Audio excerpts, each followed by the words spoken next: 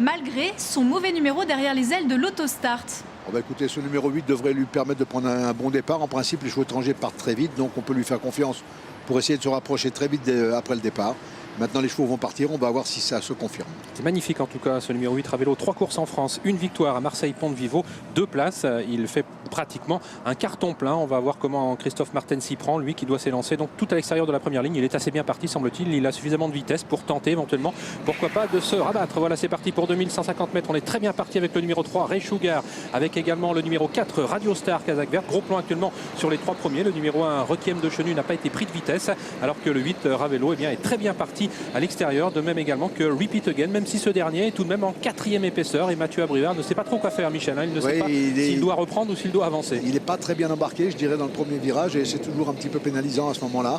Maintenant, j'espère pour lui qu'il va arriver à prendre une bonne place assez rapidement. Ouais, il se rabat maintenant, mais il passe pratiquement parmi les derniers. Derrière lui, l'un des chevaux en vue, Larry Bird, Kazakh noir, manche blanche, c'est le favori. Ravelo qui s'est installé en tête devant les tribunes. À l'extérieur, Rodéo des Fleurs se rapproche, l'une des grosses cotes de cette épreuve. Christophe Martens, gros plan sur le favori, il se retourne, il voit Rodéo des Fleurs venir le rejoindre dans son dos. Le numéro 3, Ray Sugar, Kazakh Orange qui a un petit peu de ressources. Reefscape progresse à l'extérieur, le numéro 14, tout de jaune vêtu pour son jeune partenaire qui vient donc en tête de l'épreuve, mais il ne peut pas prendre l'avantage bien sûr à Ravelo. On se rapproche avec le numéro 7, Repeat Again, qui emmène dans son sillage Larry Bird, le numéro 15. Michel, on va assez vite depuis le départ. On va assez vite, ça a été une course de relais, même si ça vient surtout de l'arrière. Quand ils arrivent en première ligne, souvent les chevaux reprennent, c'est ceux de l'extérieur qui sont obligés de faire de gros efforts. Pas facile pour Repeat Again, le numéro 7. On sait qu'il est bien meilleur en courant caché. Pour l'instant, il est pratiquement né au vent depuis le départ. Il est en 3e épaisseur.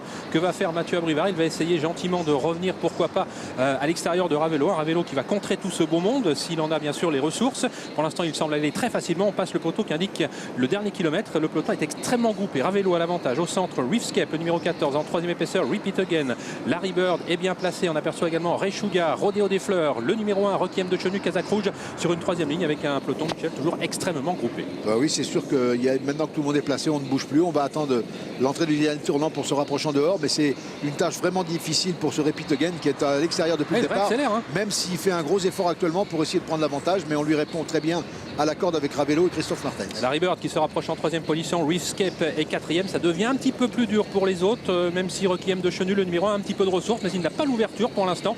Faute de Repeat Again, le numéro 15. Larry Bird a failli se tromper également. Reefscape est au galop. Décidément, bon nombre de trotteurs qui sont fautifs. Et Ravelo qui a pris une sérieuse option maintenant sur la victoire, c'est le grand favori. Larry Bird est à 5 ou 6 longueurs maintenant. Attention à Requiem de Chenu qui va terminer fort. Oui.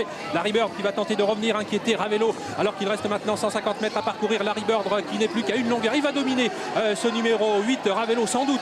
Requiem de Chenu est en 3e position. On finit fort avec Rodéo de Morche. Ravelo qui repart maintenant et qui va peut-être contenir jusqu'au bout Larry Bird. Et bien Ravelo s'est montré courageux devant le numéro 15.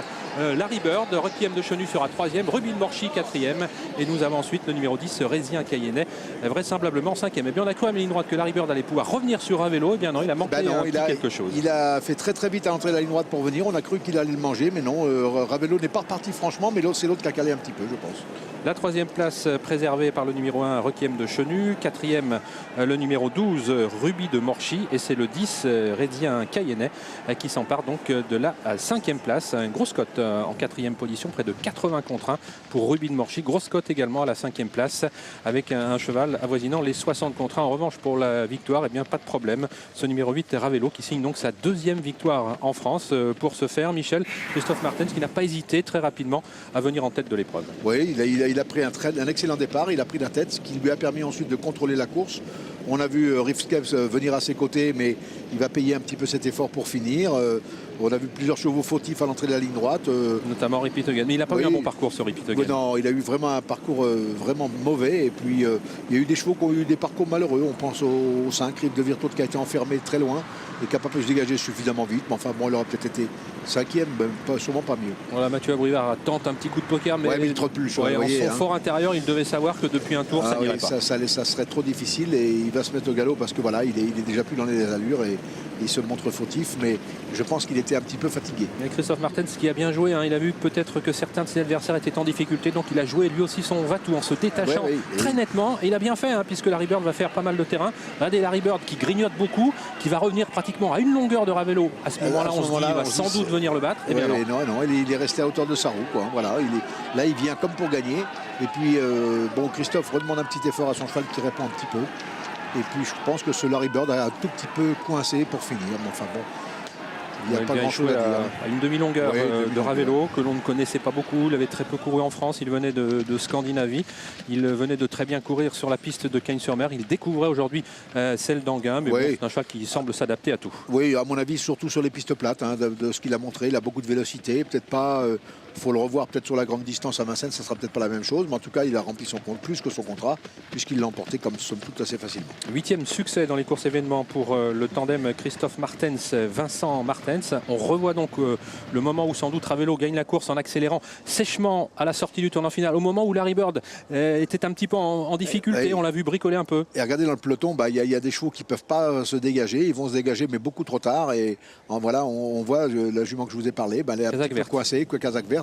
Elle va prononcer son effort après, mais c'est trop tard, elle ne peut plus revenir maintenant, elle est trop loin des chevaux de tête. Voilà, bonne note à mettre à l'actif de Requiem de Chenu, qui confirme sa très grande condition physique, lui qui restait sur 4 victoires consécutives.